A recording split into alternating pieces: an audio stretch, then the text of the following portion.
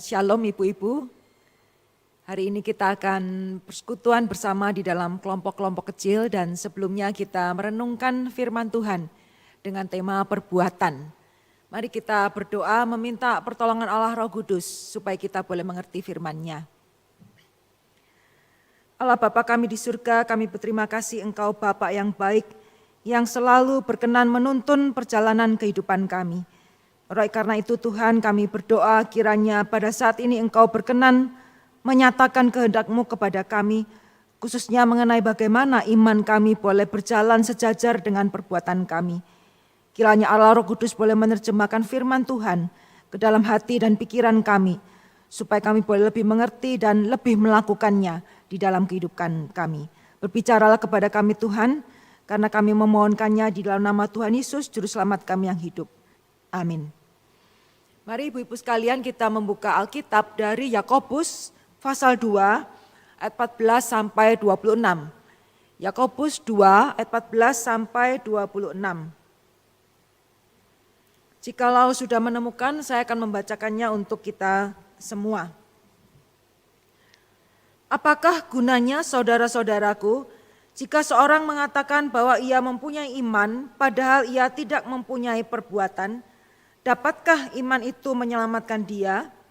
Jika seorang saudara atau saudari tidak mempunyai pakaian dan kekurangan makanan sehari-hari, dan seorang dari antara kamu berkata, "Selamat jalan, kenakanlah kain panas dan makanlah sampai kenyang," tetapi ia tidak memberikan kepadanya apa yang perlu bagi tubuhnya, apakah gunanya itu? Demikian juga halnya dengan iman. Jika iman itu tidak disertai perbuatan, maka iman itu pada hakikatnya adalah mati. Tetapi mungkin ada orang berkata, padamu ada iman dan padaku ada perbuatan. Aku akan menjawab dia, tunjukkanlah kepadaku imanmu itu tanpa perbuatan, dan aku akan menunjukkan kepadamu imanku dari perbuatan-perbuatanku. Engkau percaya bahwa hanya ada satu Allah saja, itu baik. Tetapi setan-setan pun juga percaya akan hal itu, dan mereka gemetar. Hai manusia yang bebal, maukah engkau mengakui sekarang bahwa iman tanpa perbuatan adalah iman yang kosong?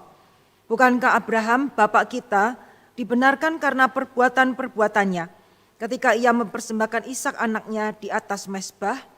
Kamu lihat bahwa iman bekerja sama dengan perbuatan-perbuatan, dan oleh perbuatan-perbuatan itu iman menjadi sempurna. Dengan jalan demikian genaplah nas yang mengatakan, lalu percayalah Abraham kepada Allah, maka Allah memperhitungkan hal itu kepadanya sebagai kebenaran. Karena itu Abraham disebut sahabat Allah. Jadi kamu lihat bahwa manusia dibenarkan karena perbuatan-perbuatannya dan bukan hanya karena iman. Dan bukankah demikian juga Rahab pelacur itu? Dibenarkan karena perbuatan-perbuatannya.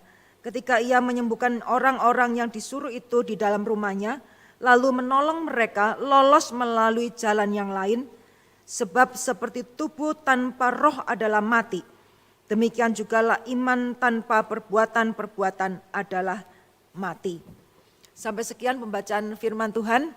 Berbahagia kita yang membaca, merenungkan, khususnya yang melakukan di dalam kehidupan sehari-hari. Ibu-ibu sekalian, selama masa pandemi ini kita akrab dengan yang namanya pengiriman makanan, Gojek, GoFood. Sepertinya kita semua tuh mendapatkan pertolongan jasa dari ini. Nah, ibu-ibu sekalian, ini adalah contoh perbuatan iman yang kita lakukan. Perbuatan iman yang kita lakukan itu artinya pada waktu kita merasa perlu beli makanan, pertama kita lihat iklannya, kita lihat keterangannya, websitenya. Ya misalnya kita perlu roti, kita lihat dan kita percaya bahwa rotinya itu pasti bahannya sehat. Dan kita percaya bahwa isinya pengolahannya itu sudah benar. Sehingga kita lihat, kita percaya, kemudian kita pesan. Kita belum terima barangnya, belum lihat barangnya, kita bayar. Kita pesan, kita bayar. Kemudian kita juga memesan pengiriman. Kadang-kadang ada yang gratis ongkir, ada yang kita bayar. Setelah kita bayar, kemudian kita tunggu. Lalu ketika ada bel di rumah kita, ting tung, ting tung. Nah itu kiriman kita datang. Lalu kita buka pintu, kita terima barang itu, makanan itu, roti itu. Nah kita terima, mungkin ada banyak di antara kita waktu kita terima kita semprot-semprot desinfektan ya. Setelah kita terima, lalu kita buka, kita makan makanan atau roti itu. Dengan iman. Dengan iman karena kan kita tidak tahu proses pembuatan roti itu. Kita juga tidak tahu jelas ketika selama dari toko sampai ke rumah kita, di bawah itu apa yang terjadi dengan makanan itu kita juga tidak tahu. Memang jarang terjadi, tetapi bisa saja kan bahwa makanan itu selama proses pengiriman, ada yang ditukar, ada yang dikurangi, ada yang diicipi ya. Nah ibu-ibu sekalian, itu adalah contoh perbuatan iman. Yaitu bahwa kita percaya, bahkan kita membayar harga, lalu kita menerima, bahkan kita makan. Tanpa satu kejelasan proses dengan mata dan kepala kita. Itulah yang namanya perbuatan berdasarkan iman. Yang mana yang lebih dulu? Yang lebih dulu adalah iman. Iman percaya kepada penjualnya, iman bahwa pembayaran ini benar pasti diterima. Iman bahwa ini adalah sehat untuk dimakan, kita makan. Iman yang memimpin kepada perbuatan. Perbuatan makan di ujung itu menyempurnakan iman kita sejak awal ketika kita percaya kepada penjual roti atau makanan tersebut. Jadi iman mendahului perbuatan dan perbuatan menyempurnakan iman. Nah ibu-ibu sekalian, istilah iman itu istilah agama. Jadi kalau iman itu berlaku dalam hal sehari-hari, dalam makanan, minuman, pengiriman, maka justru sangat jelas perlu berarti di dalam hal iman dan kerohanian kita. Iman tanpa perbuatan adalah sia-sia. Itulah yang dibahas oleh Yakobus di dalam perikop yang kita baca ini. Karena Yakobus pada waktu mendapati penerima surat ini adalah jemaat-jemaat di gereja-gereja yang sedang menderita. Ketika mereka di dalam penderitaan, penganiayaan, sangat perlu mereka itu saling menolong, saling bergandengan tangan.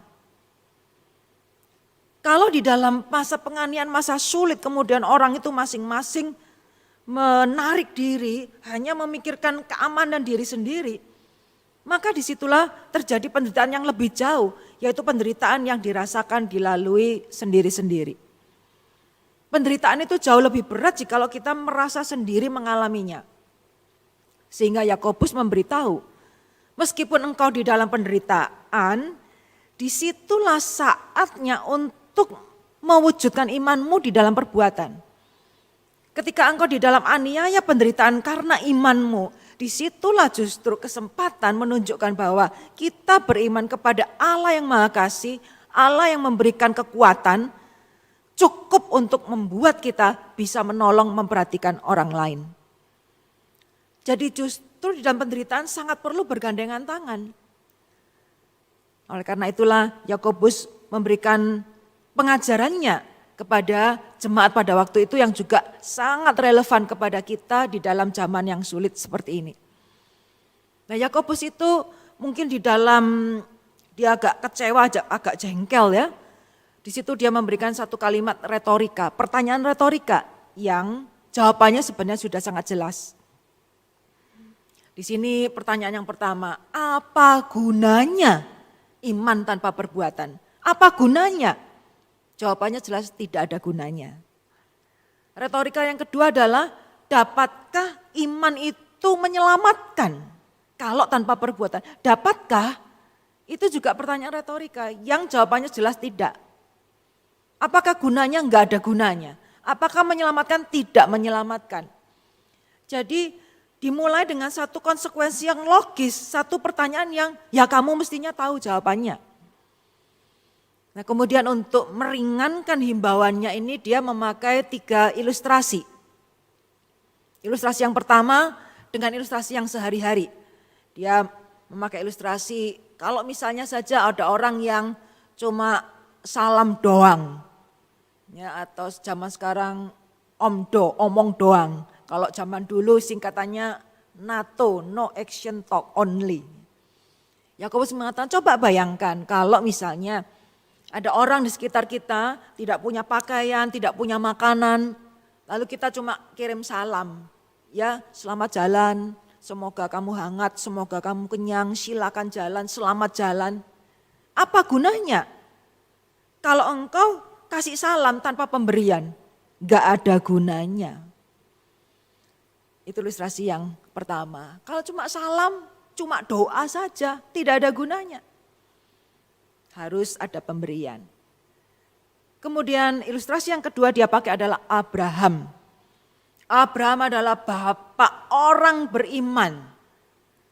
Nah, di sini firman Tuhan mengatakan itu contohnya Abraham. Abraham itu dibenarkan, imannya itu menjadi sempurna.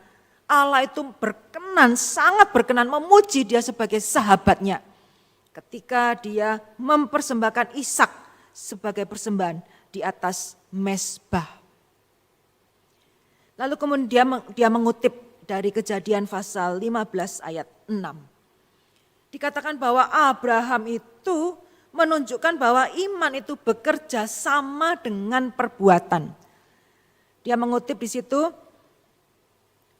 dengan demikian genaplah nats yang mengatakan, lalu percayalah Abraham kepada Allah, maka Allah memperhitungkan hal itu kepadanya sebagai kebenaran.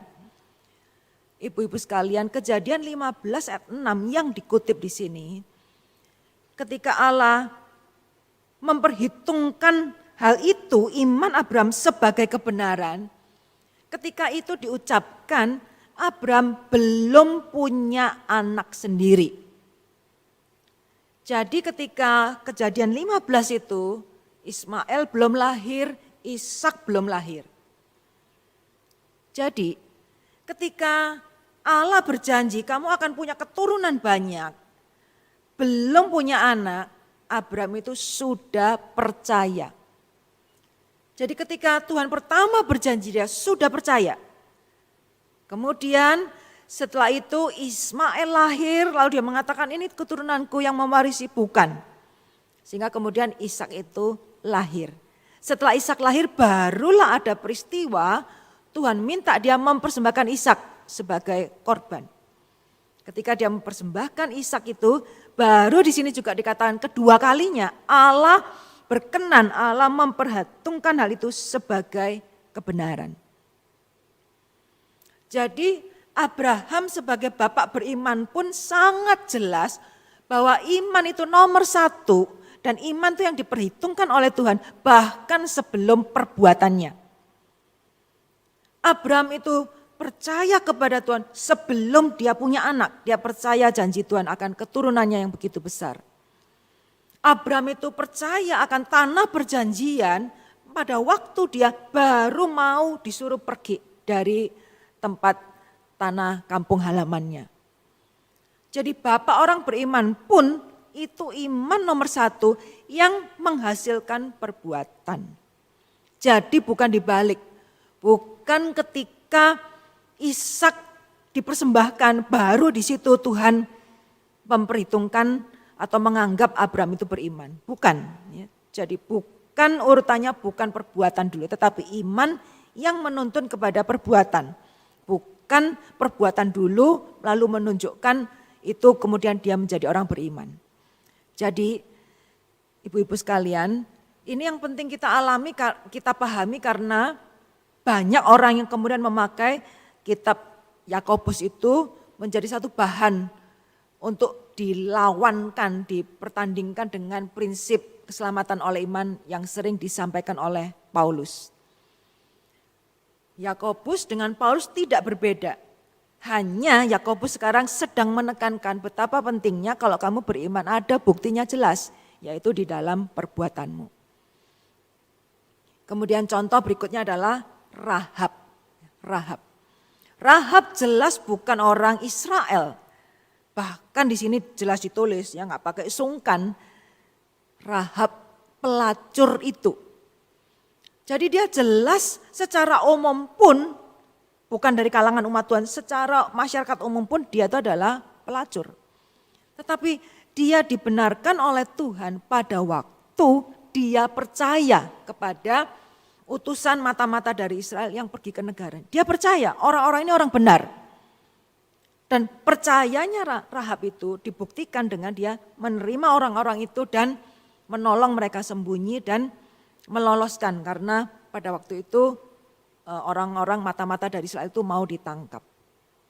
Jadi sekalipun dia orang berdosa, tetapi ketika dia percaya kepada para utusan itu, dia menolong dengan satu perbuatan yang ada risiko yang sangat besar. Di situ katakan dia dibenarkan oleh imannya. Jadi ini ilustrasi yang ketiga. Abraham, bapak orang percaya, bapak orang beriman yang sangat tinggi, kedudukannya dibenarkan oleh iman. Dan contoh berikutnya Rahab yang secara status sosial jauh lebih rendah daripada Abraham. Tetapi baik Abraham orang beriman maupun Rahab orang berdosa itu, keduanya dibenarkan karena iman.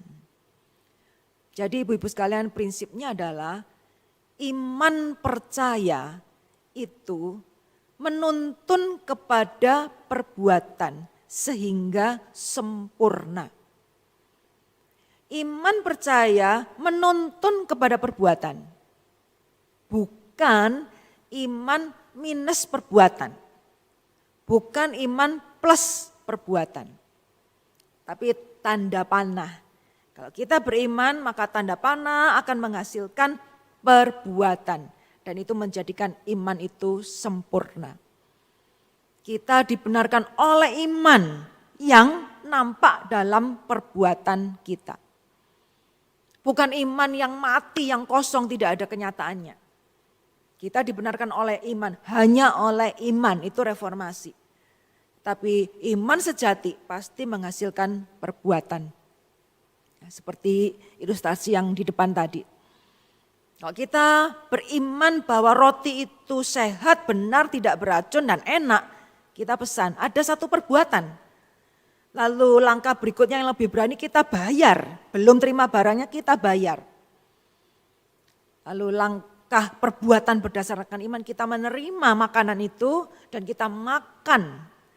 Dengan satu risiko yang sangat besar kalau ternyata rotinya itu misalnya beracun. Jadi iman adalah di depan menuntun kepada perbuatan. Perbuatan demi perbuatan sampai sempurna. Ya tadi misalnya bayar, terima dan makan, maka makan itu merupakan perbuatan yang paling sempurna, menyempurnakan iman ketika kita percaya dan kita pesan dan kita bayar. Jadi kalau ilustrasi yang sehari-hari, misalnya kita ke dokter, kita percaya dokter itu memang dokter beneran, bukan dokter gadungan. Kita tidak bertanya ijazahnya mana, kuliahnya di mana, kita datang, kita percaya, datang tanya kepada dia, saya sakit apa, obatnya apa.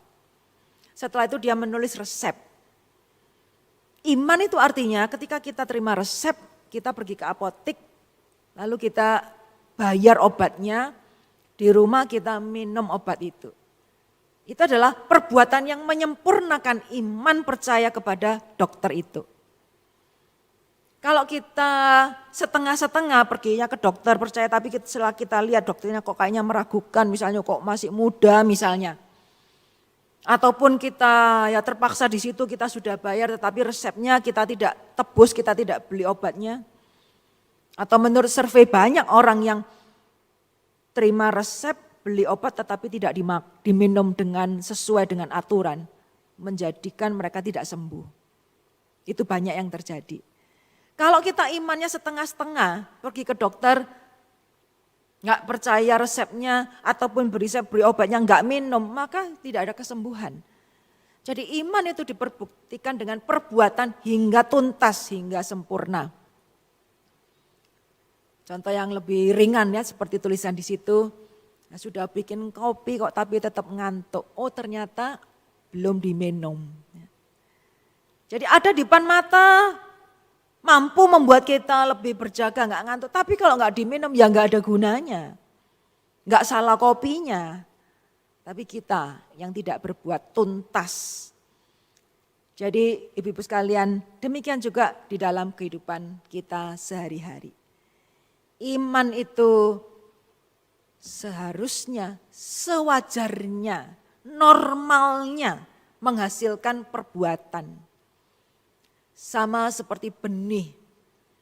Benih itu kalau nggak disimpan saja, ditanam, memang kelihatan mati, kelihatannya nggak ada efek apa-apa.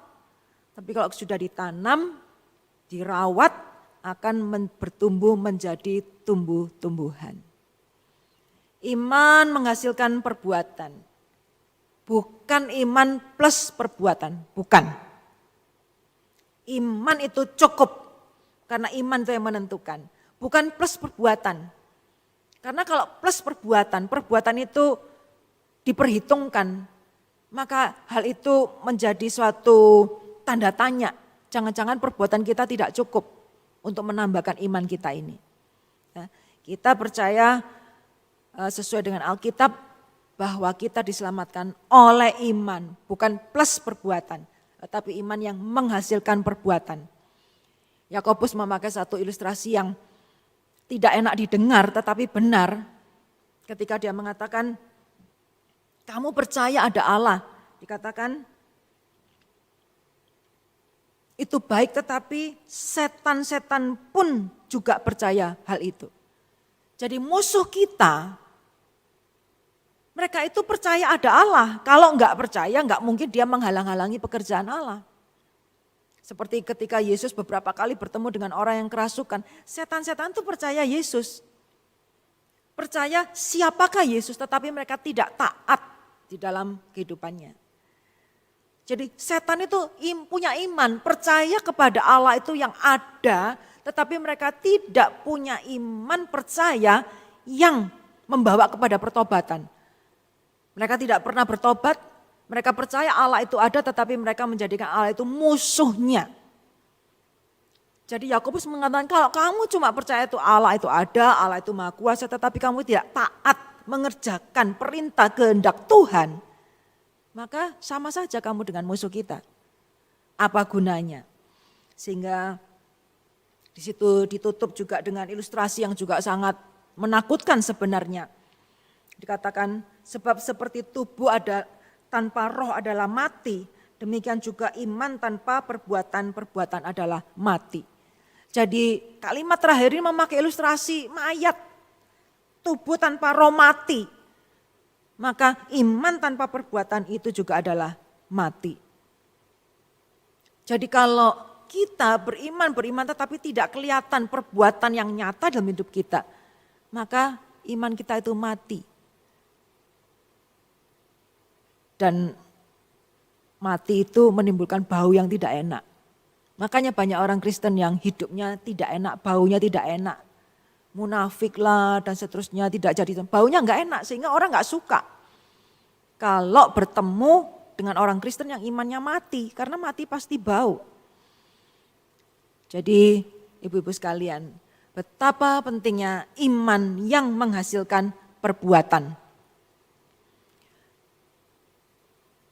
Prinsip yang secara umum ya, murid Tuhan yang taat itu nampak di dalam hal perbuatan, yaitu satu, berdoa dan membaca firman. Ya, berdoa dan membaca firman itu adalah wujud iman. Lalu lebih dari itu bersaksi dan bersekutu. Nah, bersekutu inilah komisi wanita. Jadi orang yang beriman gak mungkin solo sendirian di rumah cuma dia dengan Tuhan. Harus bersekutu. Karena itu kelompok kecil itu sangat bagus, sangat alkitabiah. Persekutuan komisi wanita sangat alkitabiah. Nah, berikutnya ini bersaksi. Nah, bersaksi ini yang mungkin banyak di antara kita, saudara dan saya mungkin masih bergumul. Antara iman percaya kepada Tuhan itu Maha Kuasa, Maha Baik. Tetapi pada waktu kita diminta Tuhan untuk bersaksi, cerita kepada orang lain, kita jadi takut, jadi ragu-ragu, sungkan dan lain sebagainya.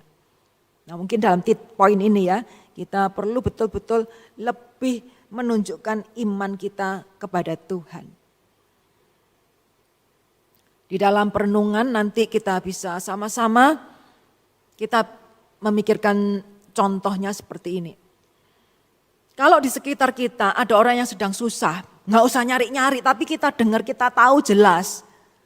Bisakah kita mengatakan bahwa kita punya iman yang sejati, tapi kita tidak pernah menolong?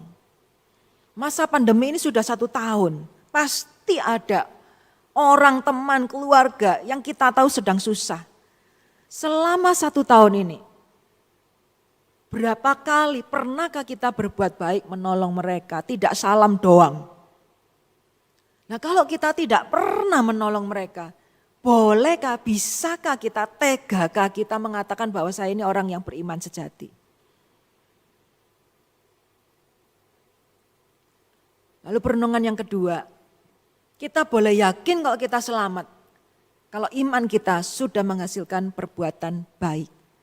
Ya, percaya kepada Tuhan, 1 kali percaya pasti selamat. Tapi bagaimana kita yakin kita sudah selamat? Cara memeriksanya, kita lihat diri kita.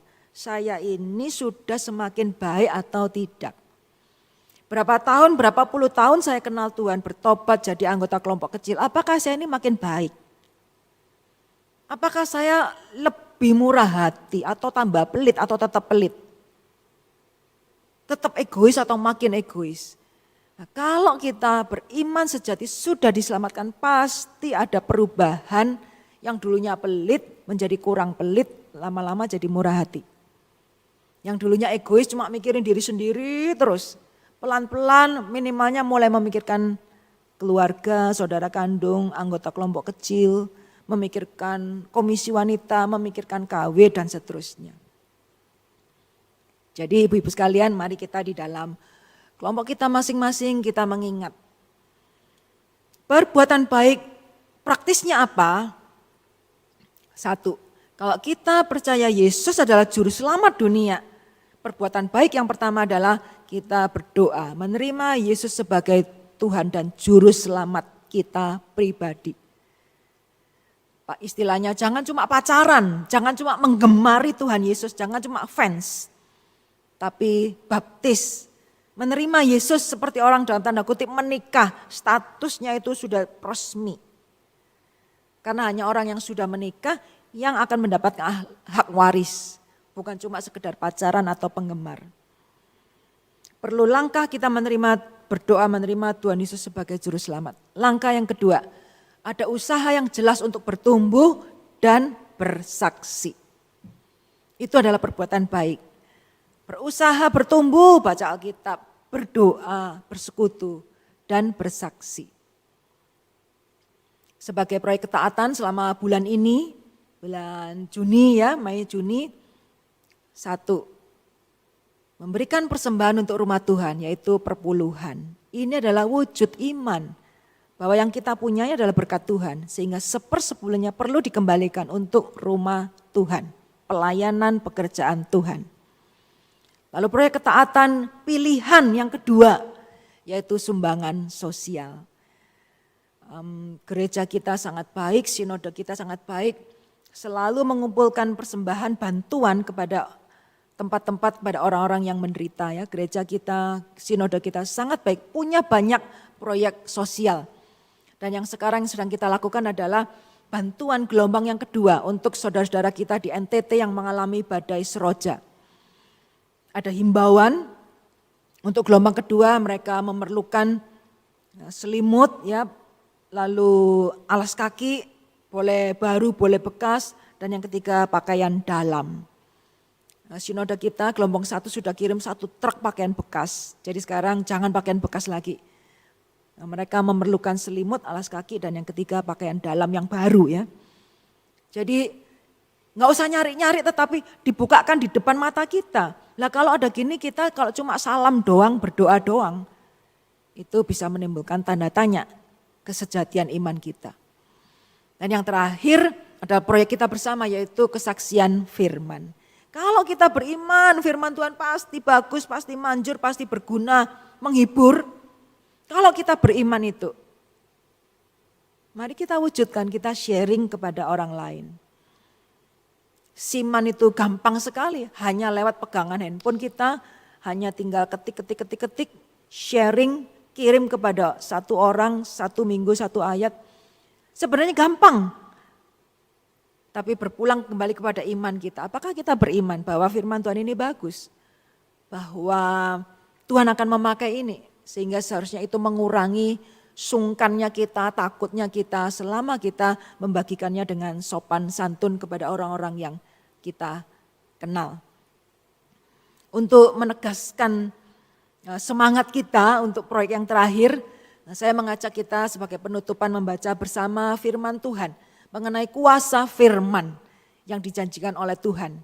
Ya, mari kita baca bersama-sama, ibu-ibu di rumah masing-masing kita baca bersama dengan saya akan baca secara perlahan-lahan.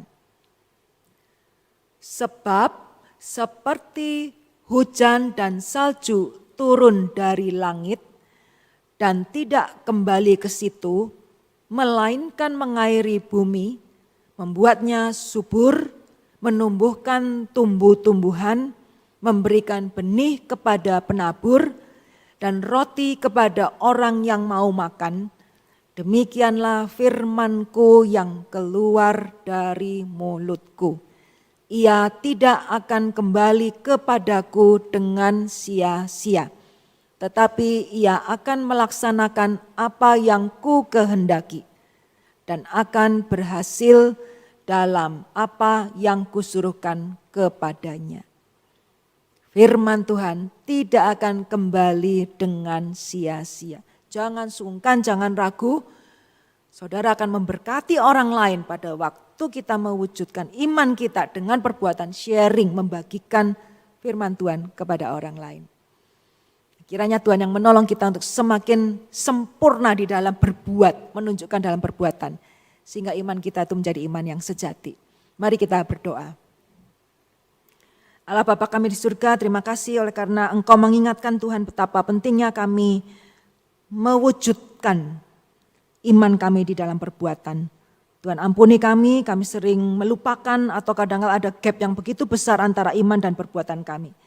Kiranya Allah Roh Kudus yang hari ini berbicara kepada kami, menolong kami untuk melakukan. Mulai dari proyek ketaatan dalam hidup kami, mulai dengan sharing siman, mulai dengan memberikan sumbangan sosial, dan memberikan dukungan kepada pekerjaan Tuhan. Kami berdoa menyerahkan untuk setiap kelompok kecil yang akan diskusi, Tuhan berikan sukacita, kasih, keterbukaan untuk berbagi bersama, sehingga ada satu pertumbuhan bersama yang signifikan di dalam komisi wanita ini. Terima kasih Bapa, di dalam nama Tuhan Yesus kami berdoa. Amin.